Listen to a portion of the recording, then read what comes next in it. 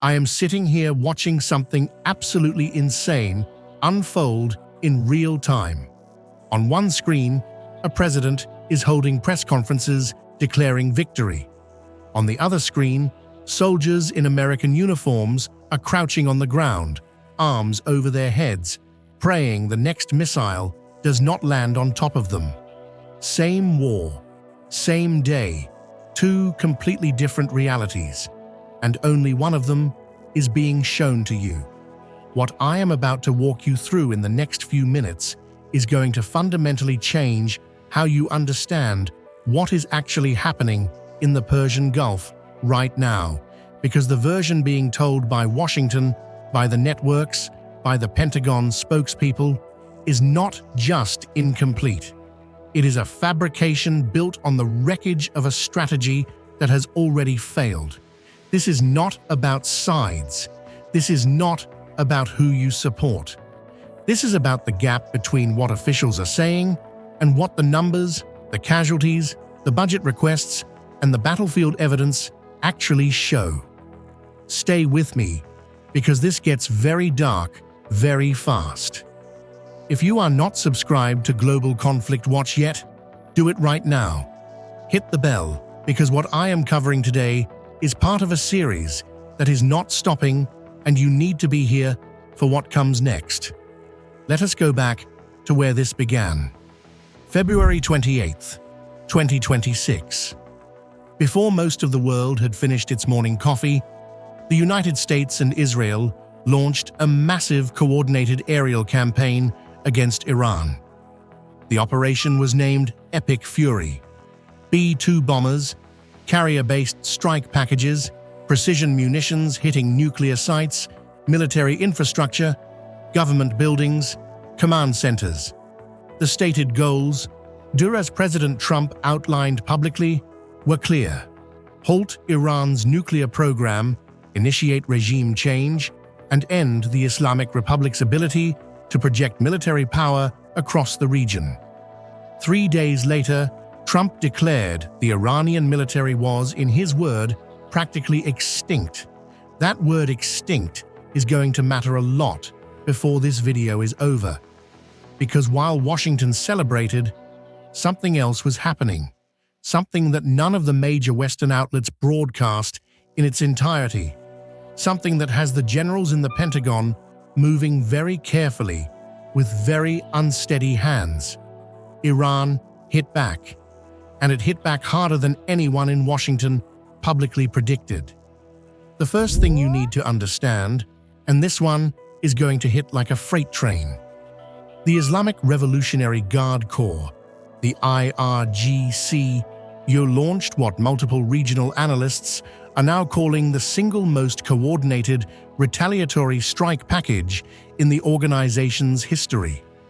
According to IRGC statements and corroborating reports from Al Jazeera, Reuters, and regional defense monitors, in a single concentrated operational window, Iran launched more than 100 heavy ballistic missiles, paired with dozens of explosive attack drones counted in the tens, and nearly 200 precision-guided rockets aimed at specific targets, not general areas.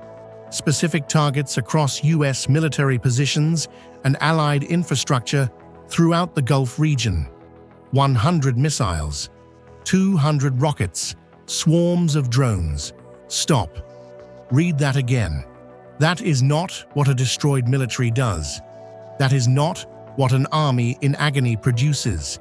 That is a premeditated, multi-vector, coordinated military operation executed with the kind of operational precision that takes years to plan and a deep, redundant industrial base to sustain.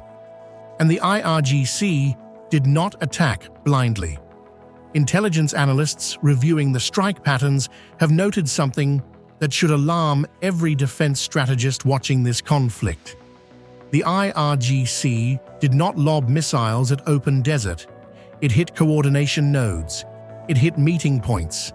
It hit locations that were not on any public map. Here is what has been confirmed and what is not being said loudly enough on mainstream television. The IRGC identified and struck a covert coordination hub, a secret command node used for naval operation coordination near the U.S. Navy's 5th Fleet headquarters at Naval Support Activity Bahrain. The attack combined an explosive drone swarm with precision ballistic missiles. A significant number of senior U.S. naval officers were seriously wounded.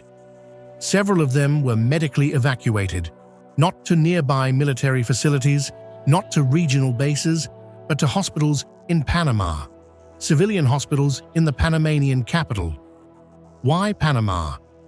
Because it is far enough from the conflict zone that journalists cannot get access, because no one is going to ask about bloodied uniforms in a hospital corridor in Panama City, because the distance provides cover that a military base in Bahrain or Qatar cannot.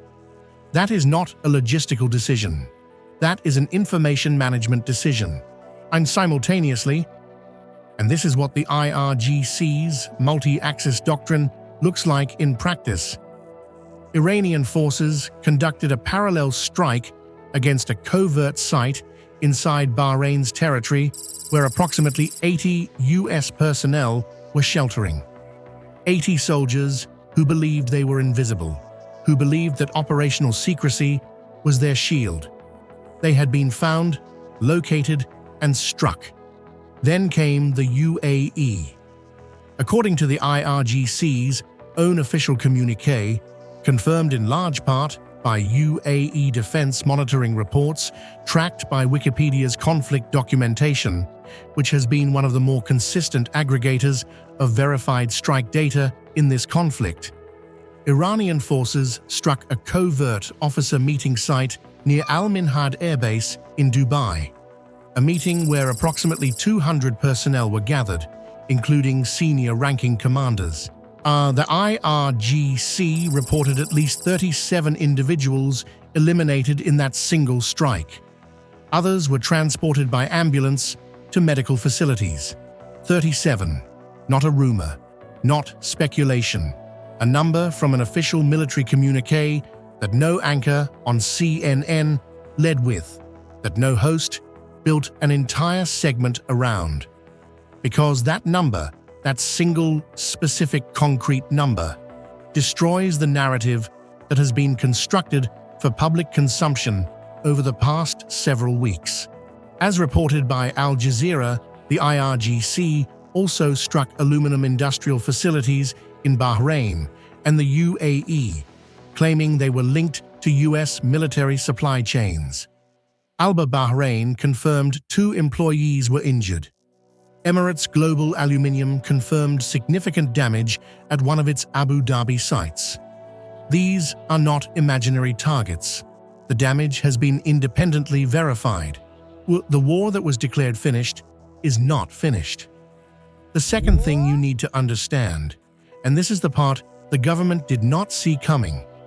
Let us talk about what Trump has been saying publicly, and then let us hold it up against what the Pentagon's own budget requests tell us. On March 9, 2026, according to Wikipedia's documented record of the conflict timeline, Trump told reporters that the war was, in his words, very complete, pretty much. He claimed the Iranian military had been destroyed. He claimed the Strait of Hormuz had reopened. He claimed the IRGC was in total collapse. None of that was accurate. On March 24th, he declared again that the United States and Israel had won the war, even as Iranian missiles continued striking regional targets. Now hold those statements in your head. And then look at this. The Pentagon, so as reported by NBC News and confirmed by a Congressional Research Service brief published March 26, 2026, has requested White House authorization for a $200 billion supplemental funding package to cover the cost of Operation Epic Fury. $200 billion. That is not a victory budget. That is not the price tag of a finished war. That is the emergency war chest of a conflict that is consuming resources faster than anyone publicly projected. According to reporting by the New York Times, briefed to Senate appropriators, the first 6 days of Operation Epic Fury alone cost $11.3 billion. And that figure, senators noted, did not include the cost of munitions replacement or several other operational categories. According to defense spending researchers citing Congressional Budget Office methodology, the operational burn rate has been running at approximately $200 million per day. There is something else, something that does not show up in the budget lines, but that multiple military analysts have flagged in interviews with the Associated Press and others.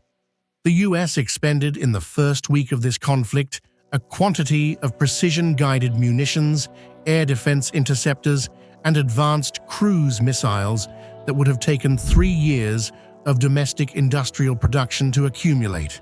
3 years of manufacturing gone in 7 days. You cannot replace that in weeks. You cannot replace that in months. That is the logistical reality beneath the victory speeches. If you have been following this breakdown, hit like right now and drop a comment. Did you hear any of this from mainstream sources? I read every single comment on Global Conflict Watch, and I want to know what is reaching people and what is not. The third thing you need to understand, and no one saw this coming. Let us talk about the Strait of Hormuz, because it is the economic heart of everything happening in this conflict, and it is the one variable that exposes the true balance of leverage in this war. The Strait of Hormuz is the corridor through which approximately 20% of the world's daily oil supply passes. Millions of barrels every single day. Energy for Europe, for Asia, for every economy that cannot function without petroleum imports. If that strait is closed or controlled, the shock waves are immediate. Oil prices spike, inflation rises, industrial economies slow, supply chains fracture. Now, Iran closed it almost immediately after the US-Israeli strikes began on February 28th. Iran moved to restrict passage through the strait. The Iranian parliament formally endorsed the closure. Global oil markets reacted with immediate volatility. The question of who controls the strait became, and remains, the central strategic leverage point of this entire conflict, and this is where Trump's public messaging becomes most revealing. In mid-March, Trump told reporters that Europe should handle reopening the strait because America had its own oil. That was the geopolitical posture of the man managing the most consequential military operation in the Gulf since the first Iraq War. Not a strategic framework for reopening a global energy artery. A shrug. Meanwhile, as confirmed by CNN's live conflict tracking and CNBC reporting, no Iranian ships have been controlling passage, essentially acting as toll collectors for a waterway that was previously a neutral international corridor. Every vessel that wants to pass coordinates with Iranian maritime authorities. Every tanker is on Iran's terms. That is not the position of a defeated power. That is the position of a power exercising sovereignty over a critical global choke point. According to CNBC's updated April 18th coverage, a ceasefire was eventually brokered on April 7th by Pakistan's Prime Minister and military leadership, with Trump agreeing to suspend bombing for 2 weeks in exchange for Iran reopening the strait. But as of this recording, that ceasefire is already under extreme stress. Peace talks in Islamabad between a US delegation led by Vice President J.D. Vance and Iranian negotiators led by Parliamentary Speaker Mohammad Bakr Kalibaf have failed to produce an agreement. Kalibaf himself framed the situation in stark terms for Iranian state media, saying strategically, "They have been defeated in the face of us." The ceasefire expires in days, and Trump has already said publicly that he may not extend it. This is not the ending of a war. This is the pause before the next escalation. Now let us go deeper, because there are pieces of this puzzle that connect in ways most coverage completely misses. When Trump says Iran has no missiles left, when he says the IRGC is finished, he is repeating, almost word for word, the same assessments that Israeli generals made weeks earlier. The same language, the same framing, the same confident declaration of an enemy reduced to nothing. And then General Ibrahim Jawlari, the official spokesperson of the Islamic Revolutionary Guard Corps, responded. His words were not vague. They were a direct, measured, unambiguous rebuttal. He stated that US and Israeli intelligence about Iranian military capability is fundamentally incomplete, that the sites they believe they have destroyed are operationally insignificant to Iran's actual strategic posture, that Iran's core production infrastructure for missiles, drones, and advanced systems operates from locations they do not know and will not reach, and that anyone who attempts to count Iran's remaining arsenal will pay for the miscalculation. That is not the statement of a bluffing commander running out of ammunition. That is a statement backed by what happened in the days that followed it. Here is something that was barely covered anywhere in Western media. The most concentrated Iranian offensive salvo of the entire conflict was launched during the Jewish Passover holiday. This was not accidental. Nothing the IRGC executes is accidental. This was a deliberate symbolic communication. The conflict began while Iran was in Ramadan, Islam's holiest month.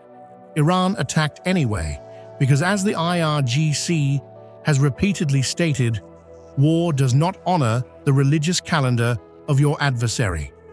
The Passover strike was Iran returning that message directly, in unmistakable terms, to Israel, to Washington, to anyone watching. This conflict has its own symbolic grammar, and Iran is writing it as fluently as it is launching missiles. But now let us talk about what is happening inside the White House, because there is something that does not get discussed clearly enough. Trump has around him a set of skilled operators. Marco Rubio at State, Mike Waltz coordinating from National Security. These are individuals who read the same intelligence assessments that reach the Pentagon's most senior commanders.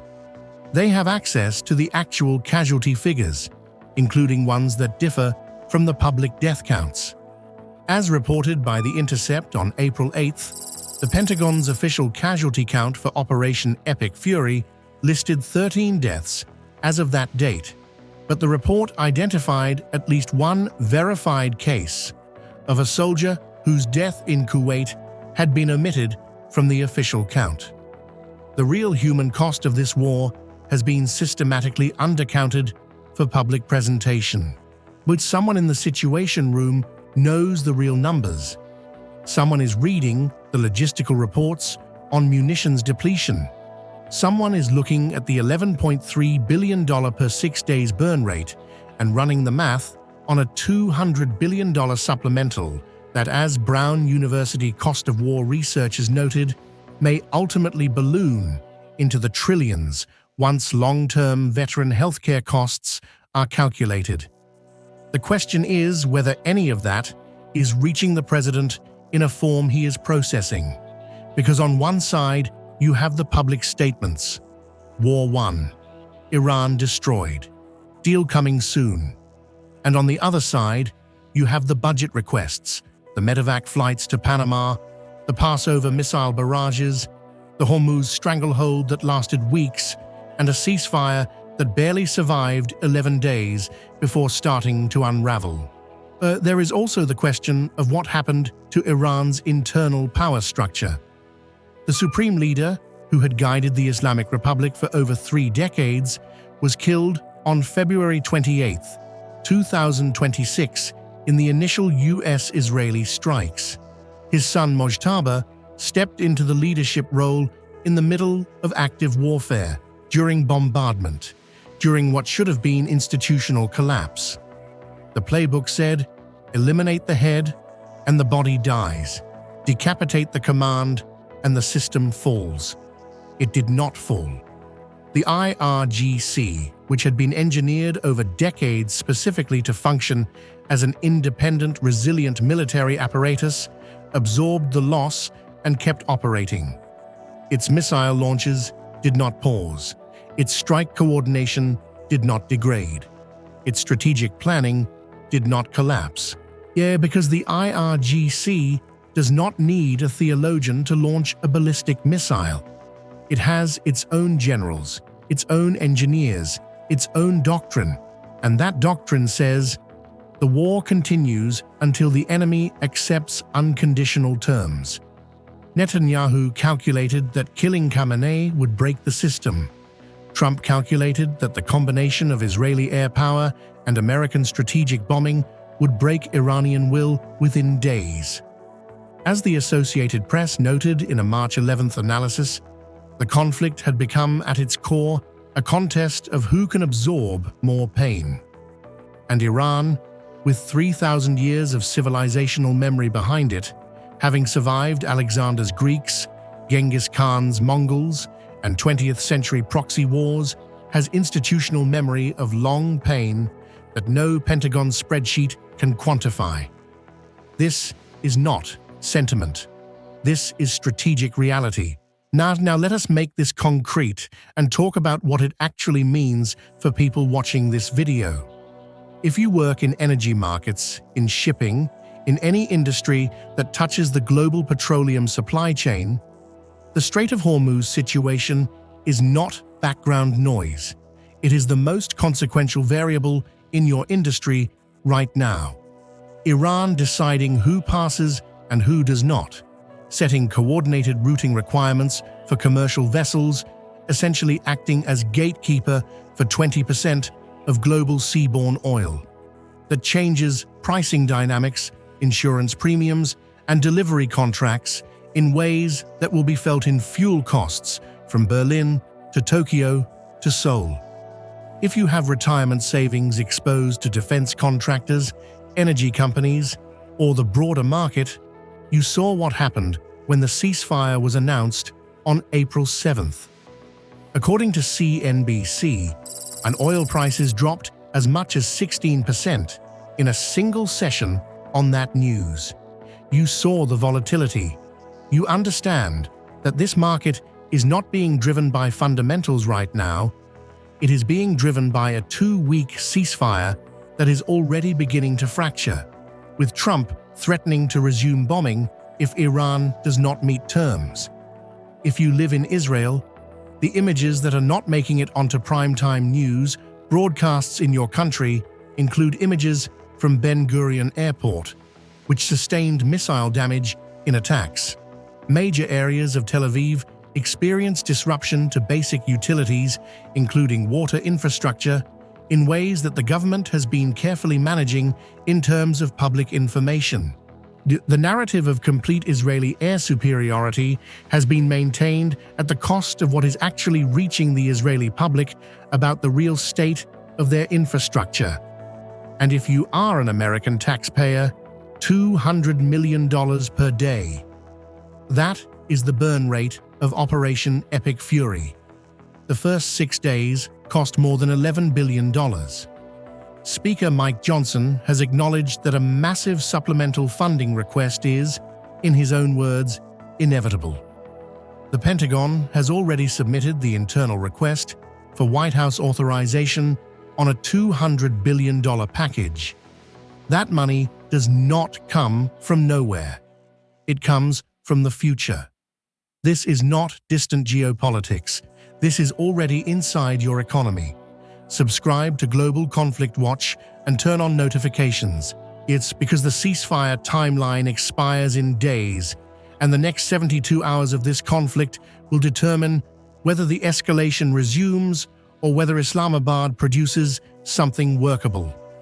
I will be here for every development. Now, 2 paths, because that is where this always ends, with a choice that is not really a choice. Path 1 is the negotiated exit. Iran's 10-point peace proposal, submitted before the ceasefire was formalized and reviewed in Islamabad by Vance's delegation, includes a full U.S. military withdrawal from regional bases, the lifting of all sanctions, the return of frozen Iranian assets, and reparations for war damages. It includes a coordinated passage protocol for the Strait of Hormuz. Trump called that proposal not good enough on Monday, then accepted a modified version as a workable basis hours later. The gap between those two positions and the speed of the reversal tells you everything about how much leverage actually remains on the US side of this table. For Path 1 to work, Iran accepts significantly less than its 10-point proposal. Trump accepts something he can frame as total victory without it actually being total victory. The strait reopens fully and permanently. The munitions factories start rebuilding depleted American stockpiles. Regional allies, Bahrain, UAE, Qatar, Kuwait, Saudi Arabia, Jordan, all of whom issued a joint condemnation of Iran's attacks in late March, get credible security guarantees going forward. The ceasefire holds past its Wednesday expiry. Peace talks produce a framework in weeks rather than months. Every one of those conditions is individually difficult. All of them simultaneously may be impossible.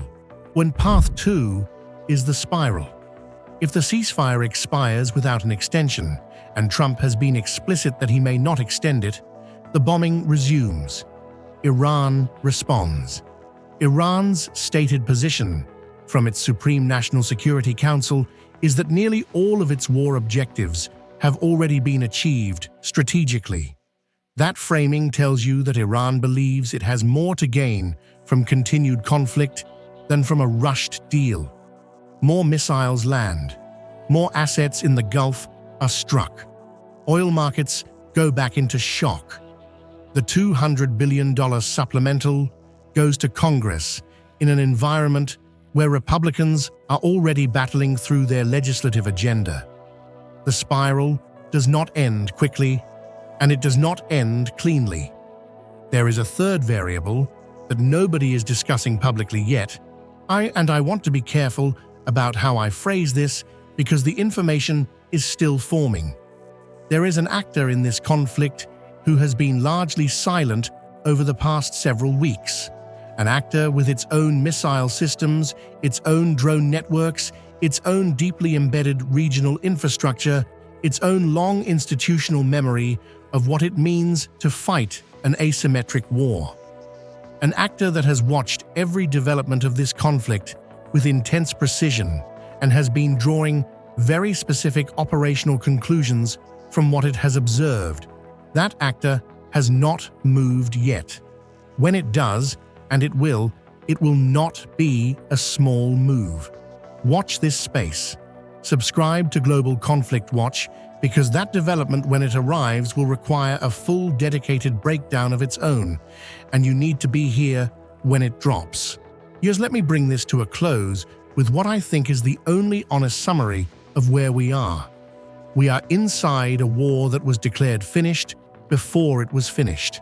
A war whose costs are accelerating financially, in blood, in strategic credibility, faster than the public narrative can contain. A war where the proclaimed victor is requesting $200 billion in emergency funding. A war where the proclaimed loser is still launching missile strikes precise enough to find secret meeting rooms in a foreign country and kill 37 people inside them. A war where the ceasefire brokered by Pakistan is already collapsing in slow motion before our eyes. The Persian Empire has 3,000 years of history. It has survived Greek conquest, Mongol invasion, 20th century proxy wars. It has survived every attempt to break it from the outside. The IRGC's statement about their missile production capacity is not bravado. It is a doctrine statement, and the battlefield evidence of the past 50 days suggests that doctrine statement is accurate. History does not move at the pace of press conferences. And this conflict will not be resolved at the pace of Trump's Truth Social posts. I will leave you with the questions that matter. If Iran's military was truly as destroyed as Trump and Pentagon officials have repeatedly claimed, how do you explain 100 ballistic missiles, 200 rockets, and swarm drone attacks on secret U.S. command nodes in Bahrain and Dubai on the same operational day? How do you explain a $200 billion supplemental funding request for a war that is over? How do you explain flying wounded senior naval officers to civilian hospitals in Panama instead of nearby military medical facilities? And the real question, who wins a war of attrition when one side has 3,000 years of institutional memory of outlasting everyone who ever tried to break them, and the other side has a 2-year election cycle and an audience that needs to see victories? Leave your answer in the comments. I read every single one. Like this video if it changed how you see what is happening. Subscribe to Global Conflict Watch if you want to be here when the next phase of this conflict begins. And it is beginning soon. The ceasefire clock is running down, and the next move is being prepared right now in a room that is not in Washington. Stay ready.